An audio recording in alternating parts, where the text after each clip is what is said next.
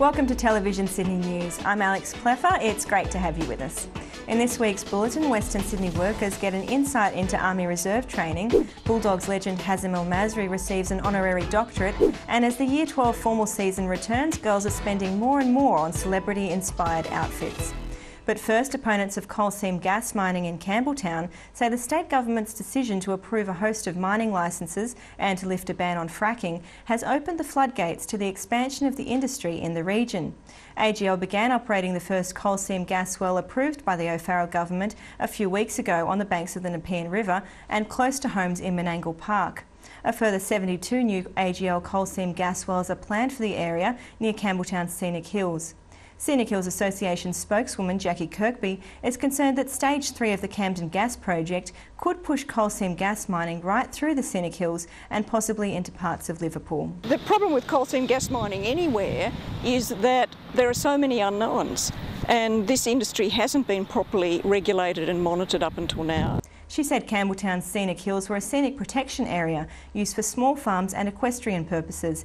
But if coal seam gas drilling made the farms untenable, it could lead to industrialisation of the green space. Scenic Hills is an environmental protection area, and it's really about preserving rural heritage. I mean, this is the birthplace out here for New South Wales of the pastoral industry. This is where it all started, and a lot of it now is being lost, and a lot of the heritage landscapes are being lost with these housing developments coming through. The Scenic Hills are one last remnant of that. The New South Wales Department of Trade and Investment said the licence renewals did not mean drilling would start straight away, and the likely short-term outcome was an increased number of test wells being drilled before full-scale commercial gas production was considered. Campbelltown Council has condemned the Menangle Park gas well due to water contamination concerns and has called for a moratorium. But AGL said more recent assessments by independent consultants had all but ruled out cross-contamination of underground aquifers. The company said many gas wells had been drilled nearby without contaminating water. Twin nuclear medicine and Synrock waste treatment plants planned for Lucas Heights will put Australia at the forefront of global nuclear medicine. Costing $168 million, the project is expected to generate an estimated $1 billion for the Australian economy. The nuclear medicine manufacturing plant will produce molybdenum-99, which is used for the diagnosis of heart disease and cancer.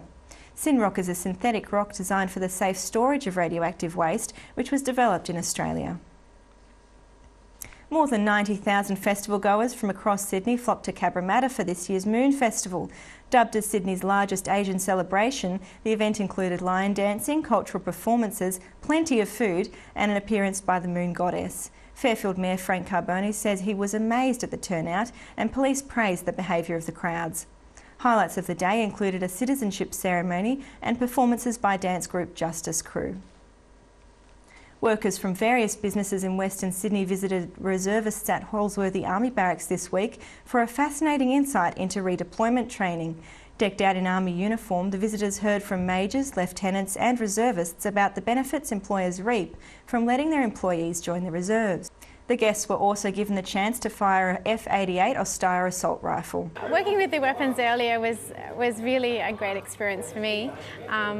To be honest, I was a little bit shy about it. And, you know, the reservists are very passionate about what they do. You know, they're committed. They love what they do. And, you know, as far as I know, they wouldn't be doing anything else. Independence, leadership and discipline are just some of the skills these reservists master during their training. They will be deployed to the Solomon Islands in late November. This will be my first operational deployment, but yeah, looking forward to it. It should be an enjoyable experience. What we've been told, it's the tempo will be fairly low, but we're still on call for any taskings. Strong mateship was also highlighted by the soldiers as an important part of ensuring training and operations stay on target. Animal welfare activists say they were stopped from making their point during a rodeo at the Lugano Lions Spring Festival last Sunday. Protesters were confined to an entrance gate, which meant their posters were unable to be seen by the majority of the people at the rodeo. Spokesman Peter Mahoney says as a resident, he was amazed that Hurstville Council had sponsored the event. Activist Sylvia Ray says the RSPCA, Animals Australia, Animal Liberation and 160 animal welfare groups around the world oppose rodeos as they cause fear and stress in animals.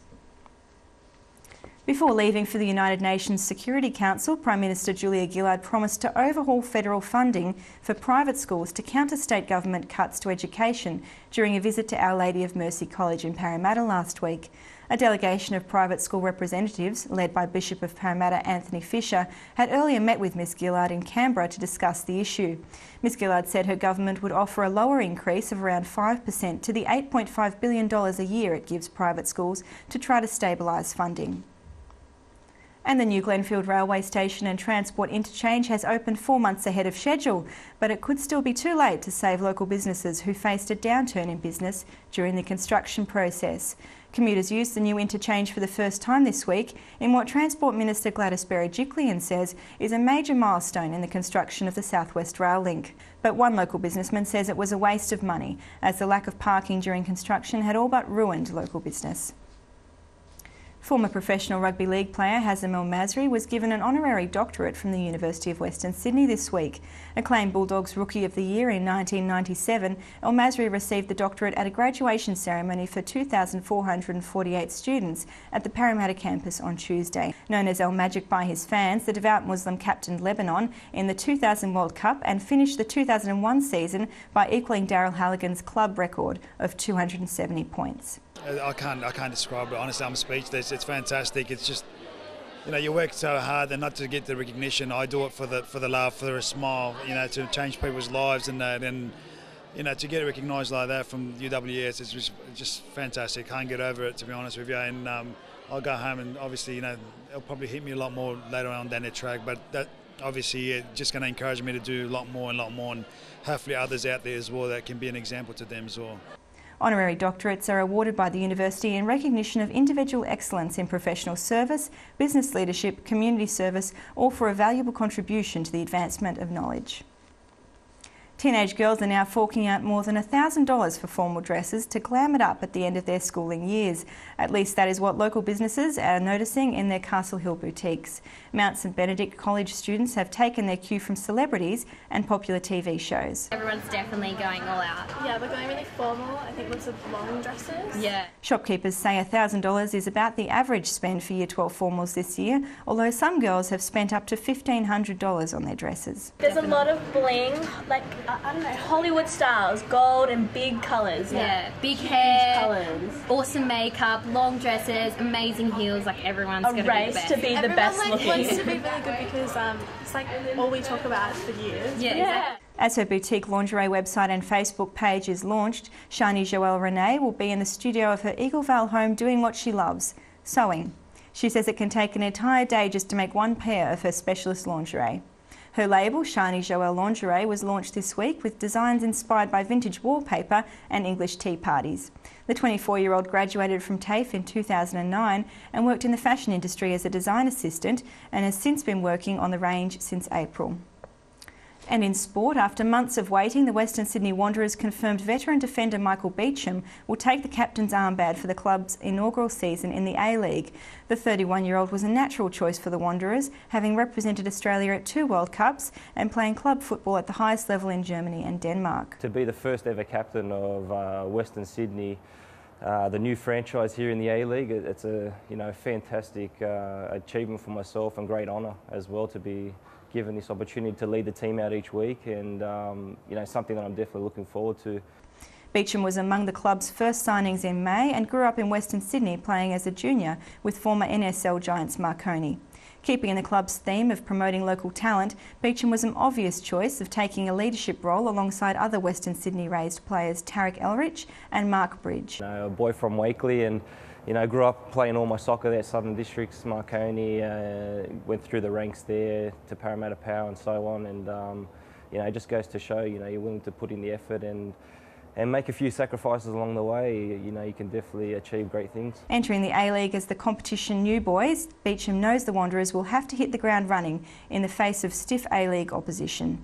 Aims, I think just to lead by example, definitely continue to do what I have been doing for the past many years as a professional. Just go out there each training session, each game, and give it everything that I can, and hopefully give something to the younger boys and show them if they want to make it to the top in football, to basically go about business the right way.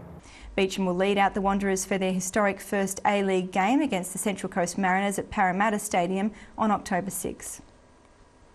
They bit the lip, hung out and perfected 180-degree manoeuvres. Jet skiers excited the crowds, which gathered at Green Hills, north of Wanda Beach, on Saturday to compete in the High Roller Energy Cronulla Rip and Ride 5. Some of the world's best joined local stars and new faces from around the country for the annual two-day event, which finished on Saturday in almost perfect conditions.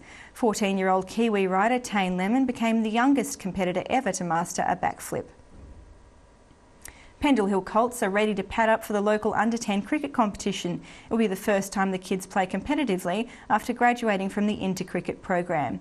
The youngsters will begin to fine-tune the skills they learnt in previous years and add more technical aspects to their cricketing repertoire. If things go to plan, Pendle Hill might produce another talent like Western Sydney's Michael Clark. And Australia's first Tamil feature film will screen at Reading Cinemas in Auburn next month. Sweetheart, I'm Waiting for You is the brainchild of Pendle Hill writer, director and actor Ilam Elanco. The film is written in the Tamil language and has English subtitles. It portrays the relationship between two Australian Tamil families and the cultural challenges they face in their adopted homeland. Mr. Elanco says the movie's message for the Tamil community is that mingling with other cultures doesn't mean they have to give up their own. That's all for this week on Television Sydney News. For more information, pick up your local Fairfax newspaper. I'm Alex Pleffer. I'll see you next time.